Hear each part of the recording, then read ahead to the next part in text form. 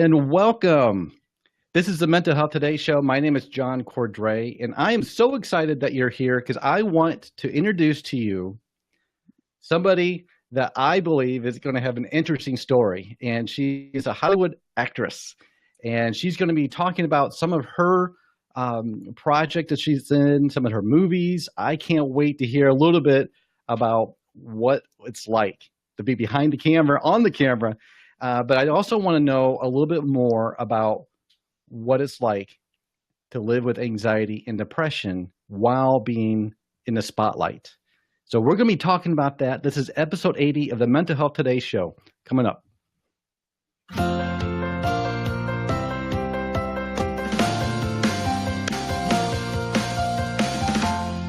And welcome back to the Mental Health Today show. My name is John Cordray, and I'm a national certified therapist. And today I am going to be talking to Erin Marie Hogan.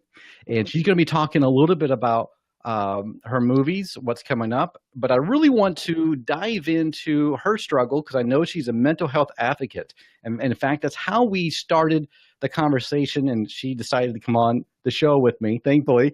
But I want to hear more about what it's like to her story of living with and struggling with anxiety and depression while being a movie star at the same time. So, Erin, welcome. Yes. Thank you for having me. Absolutely. Thank you for being a part of this. So, I want to dive right into what you're doing right now. Tell us some of the movies that you've been in. I want to know maybe some kind of funny story or something that you can share. And then, are you working on anything new? Any new projects in the pipeline?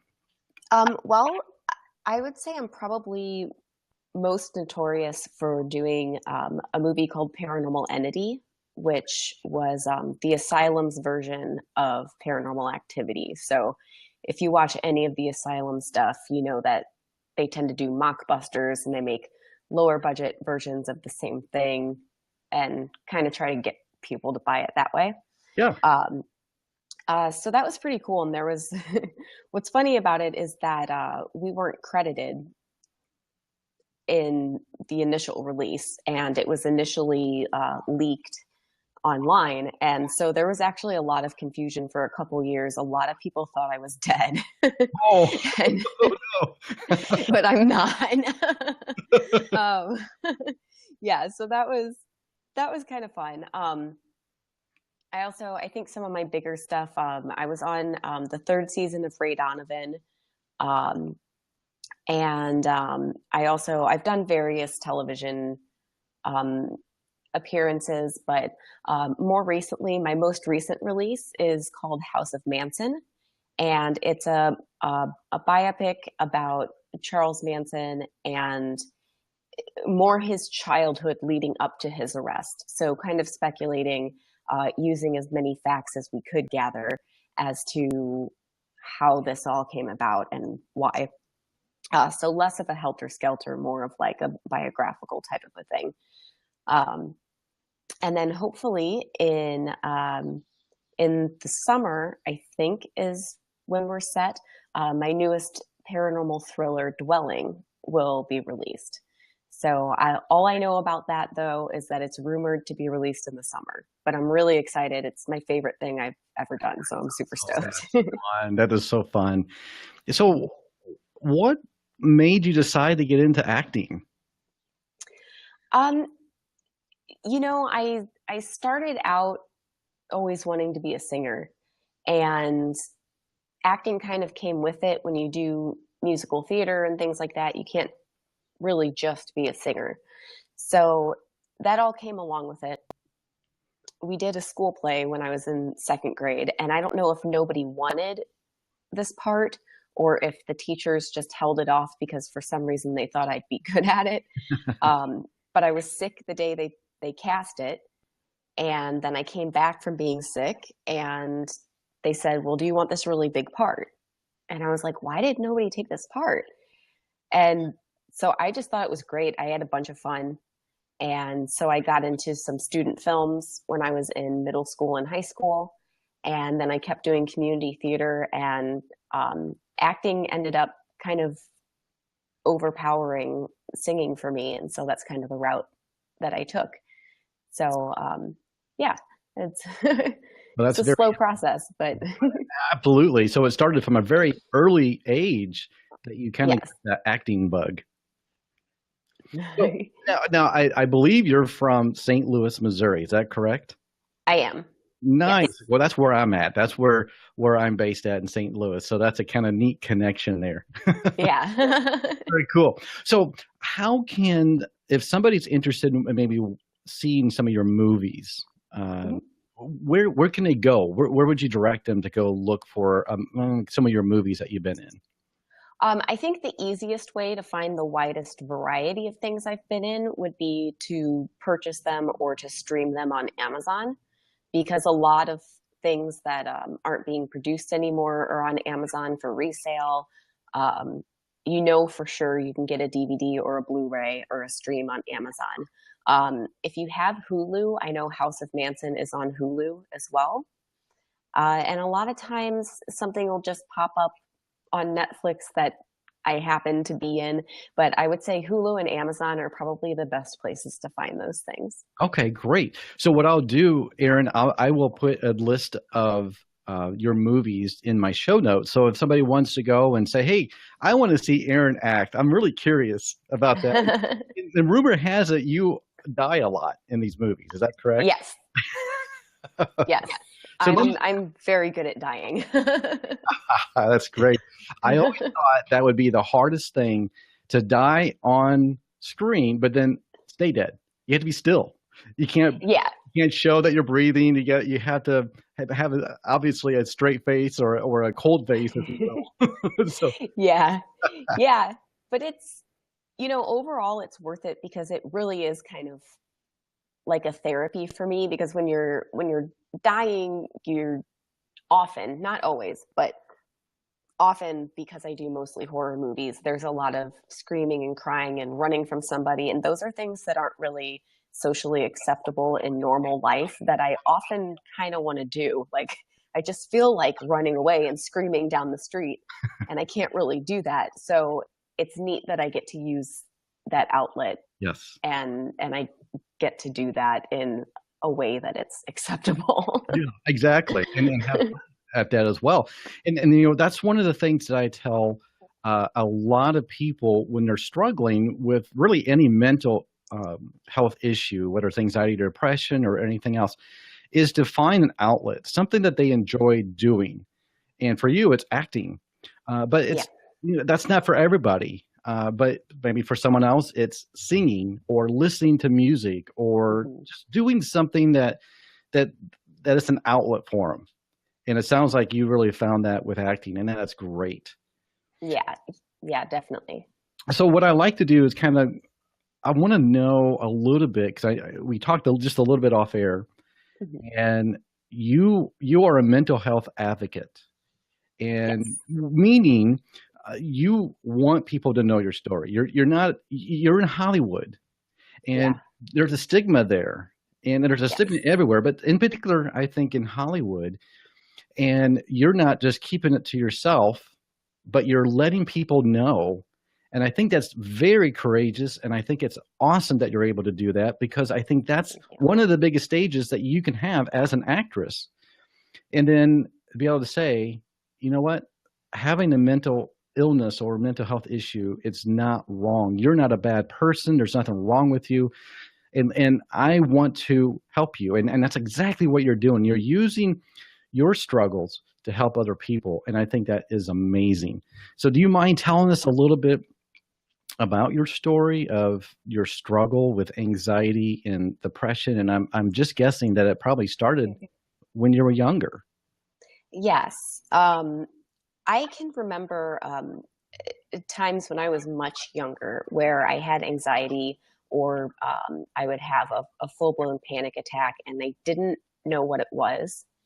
And I actually, I, I remember, and this is spontaneous combustion is still one of my biggest fears because of this, even though it's a, you know, very debatable. But I was watching an Unsolved Mysteries when I was I think 10, Mm. about spontaneous combustion. And it scared me so much that I just started to panic. And I just felt something like rising in my chest. I started crying. I couldn't breathe. And I just started yelling, take me to the hospital, take me to the doctor, take me to the doctor. And I hated going to the doctor. Mm. So my parents knew something was up. So they took me to the emergency room and they misdiagnosed me and told my parents that I had acid reflux. Oh my. And that's what this rising feeling in my chest was. And I don't know, I was like 10. So I don't know, maybe I didn't describe it well. But I definitely was positive. There was just, from watching this, I was absolutely positive that I was next, and this feeling in my chest was me about to explode. And I was just sure I was going to catch on fire and that was going to be it.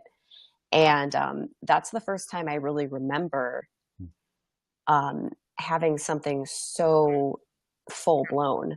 But I think, you know, it really kind of started, the depression really kind of started its way into my life around 8th grade, and continued through high school. But I'm a very active person who's always kind of doing stuff. So I was kind of able to, you know, just work through it and deal with the day to day. And I had some anxiety that came with things, but I didn't think there was any other option. I was able to get up and do stuff, so I'm going to do it. It wasn't debilitating at the time. And it really got debilitating when I was about 19, and that's when I was finally diagnosed. So yeah, it was definitely a long time coming, but it wasn't. It affected my relationships with people and things like that.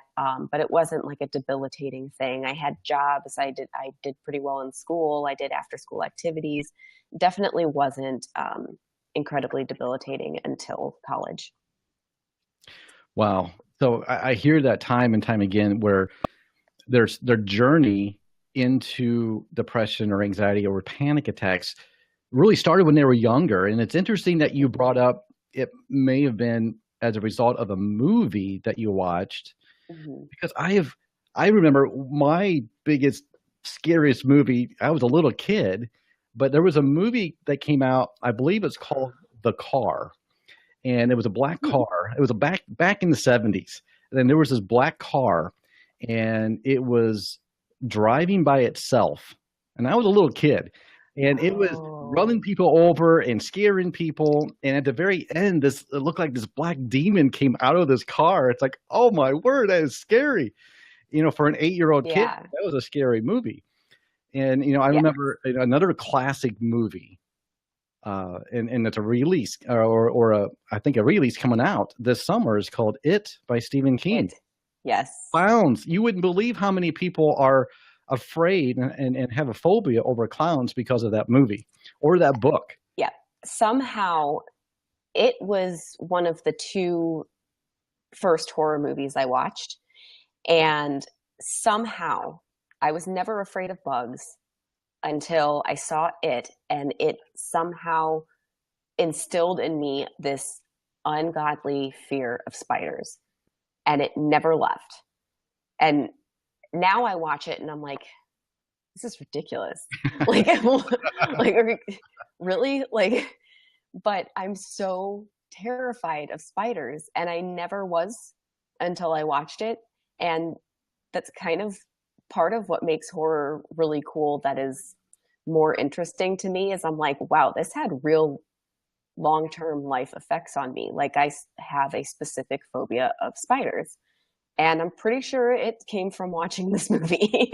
No, I'm sure. I'm sure.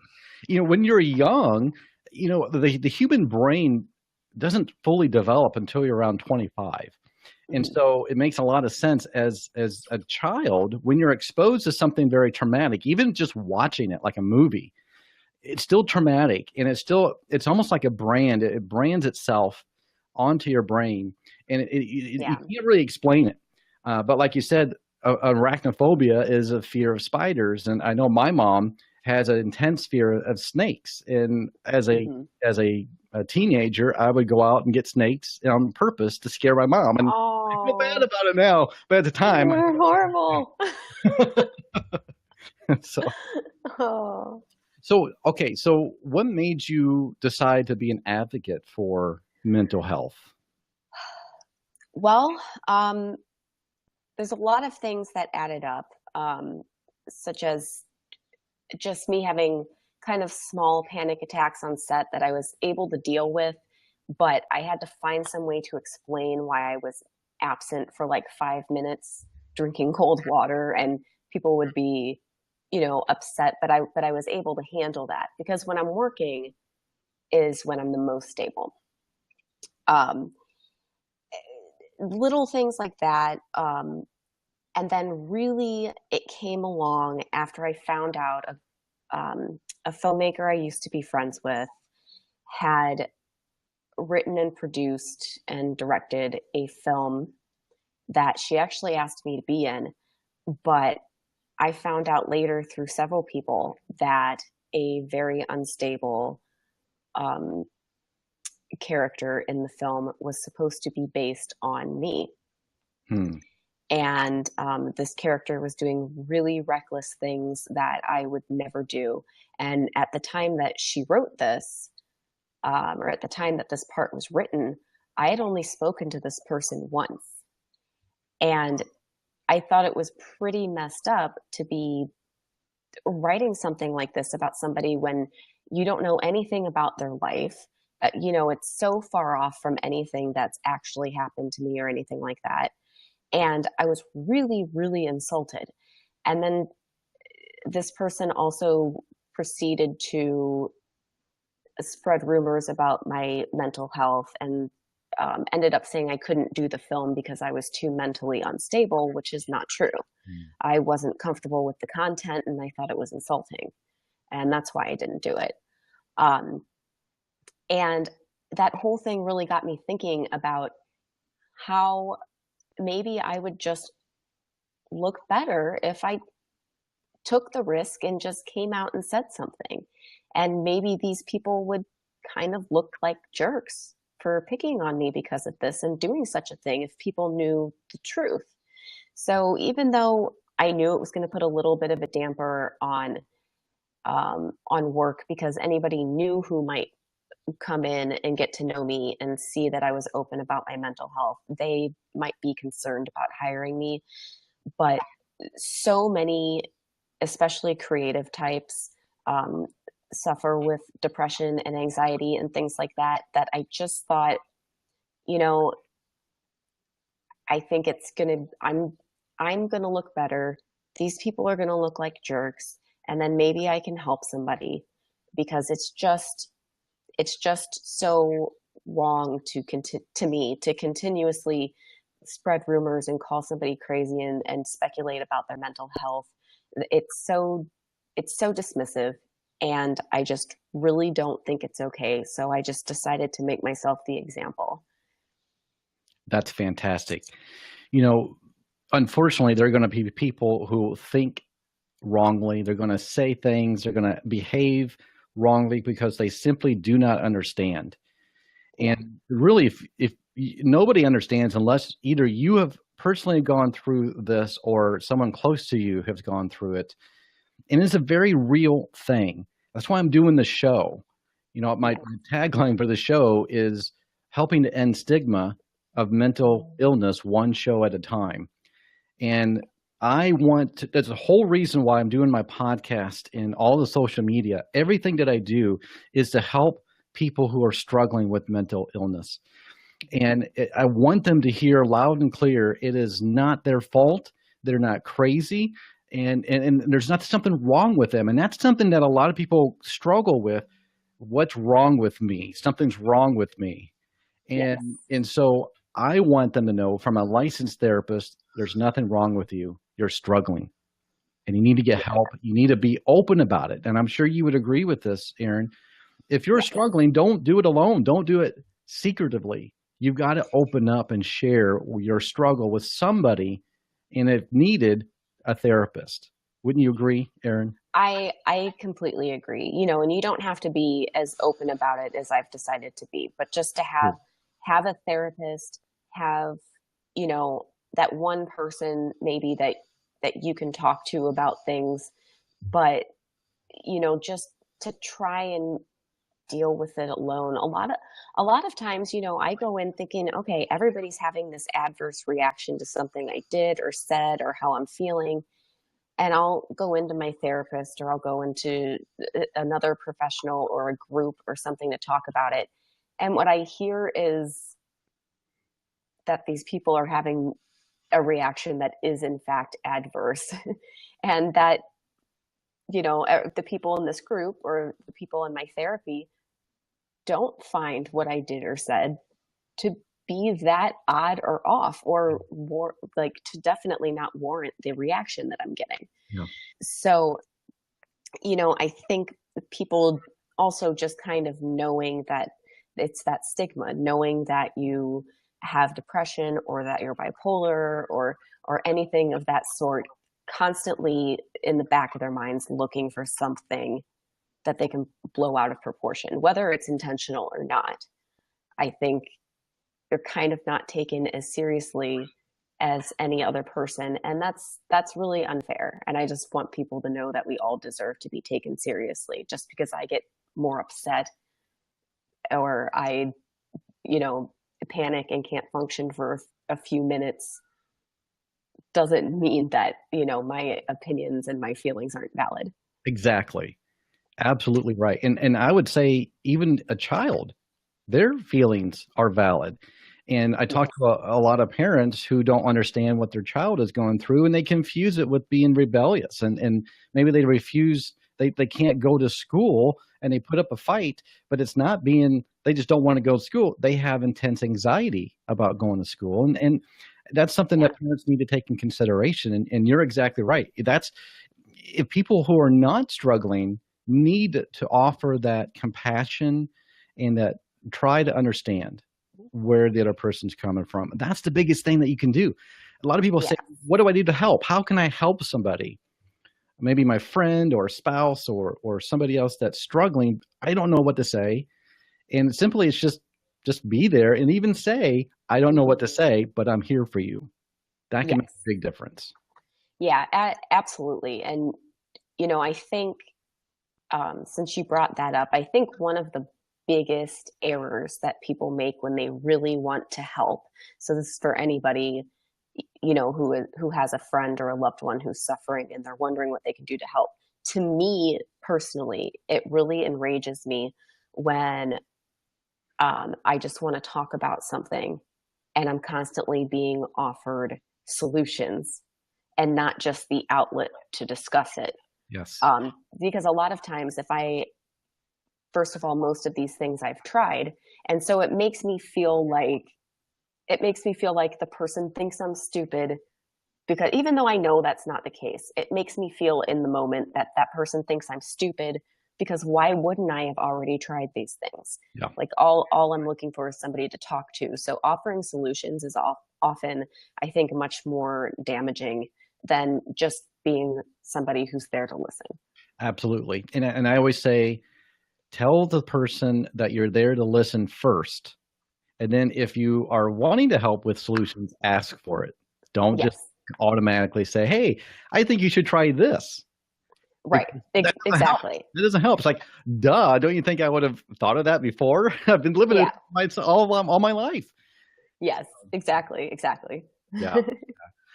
Erin, before we end our time, and this has been awesome. I love being able to hear you talk about your struggle, but it's not keeping you from being in the spotlight. It's not keeping you from Right. getting on. I mean, people, I'm sure a lot of people realize this, but a lot of people don't. When you're watching a movie, you don't see all the stage hands and all the lights and all the people that are off camera. And if Yes. you're struggling with anxiety, maybe a little bit of panic, and you know that the camera's on you, you got to remember your lines. That's hard. And so it's great to hear your struggle with that, but you're not letting your struggle keep you from doing what you really love to do. But that's not a say. Exactly. I know a lot of people have to do that, whether it's work or something they have to get off, stop going Hmm. to work or something. But that's okay. But you're working through it, Yes. and I think that is awesome. I think that's the biggest thing I think people need to hear from someone who actually is struggling. That yeah, they struggle. It doesn't mean it's gone. When you're Right. in the movie and recording the filming the movie, it's still there, but you're able Yes. to cope with it and Yes. and learn to work with it. And so before we end, I would love to hear if you can, a Mhm. couple of coping strategies that maybe you have found that helps you. It may not help everybody, but for you, Yeah. here are a couple of coping strategies that has helped you. I think definitely the biggest thing is that if I start to feel something coming on, even if nothing's going to happen, I try and ask to take a few minutes to myself as soon as I can, whether it's to go to the bathroom or whatever it may be. And I try to get just some cold water and breathe and count my breaths. Yes. And then at least my temperature is lower. I know that I'm hydrated and I'm focusing on something that's not whatever is causing me an issue. I'm literally just focusing on counting my breaths, and which is so mundane and so boring that eventually I end up calming down a lot of the Mhm. time.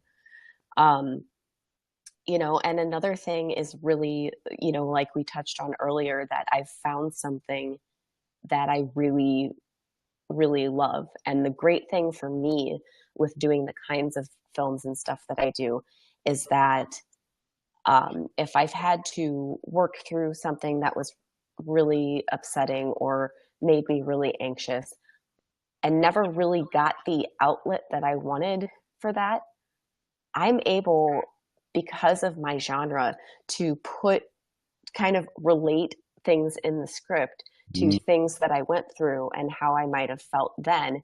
And so, as long as I'm working, like I said, I'm very stable because I get to get those emotions out in an appropriate way. So, definitely, finding something once you've found a way to calm yourself in the moment, finding something, whether it's art, for me it's acting and dying on camera, whether it's doing music, whatever it is, finding something that you can put that emotion to and feel like you've let it go is a really useful, more of a long-term solution. yeah, I love that. And you talking about cold water and counting. I talk to my clients that all the time. And Yeah. really, it's interesting when you're talking about anxiety and panic. Your mind. I always use the analogy that your mind has two balloons. One balloon is the emotional balloon. The other balloon is the logical balloon. And so Mhm. when your panic comes out, that emotional balloon starts to inflate and it crowds out your logic. So you're not really thinking logically. You're fully in that emotional balloon. So Right. doing things like cold water on your face and drinking cold water, even dunking your water in cold water or face in cold water, uh, Mhm. that's a lot. That sends logical signals to your brain. And so you're using the logic part of your brain to help calm the emotional brain. And that is a key. If you can remember that wherever you're at, even if you don't have access to water, you can just say, okay, what can I do that's very logical to help bring my emotional balloon down? And I think that Right. can be a big part of it. Just learning and understanding and using your Mhm. struggle to do what you're doing, I think is great. And you're not letting it stop you. Not only not letting it stop you, you're using it to have this come out in your characters. And Yes. that's really, really cool as well. Erin, Yeah. thank you so much. I really appreciate you taking the time out of your busy schedule, a Hollywood star. And I'm going to go out and see if I can find some of your movies too, because I'm really curious. But just again, Yeah. in my show notes, I will put the links to your movies so people can look at them. Okay. You mentioned probably the best place would go to Amazon and maybe, Mhm. like you said, stream it or maybe find a DVD. Yes. if people still have DVD players. Right. But it's out there. And probably if they just typed in your name, are you okay if people just type in your name and find out the movies, or go Oh to yeah. a movie place and figure that out too? Yeah. Or I can find various like the best places to get them to, and I can shoot that over to you as Oh, well. that'd be great. Yeah, if you do that, I'll make sure that gets onto the show notes.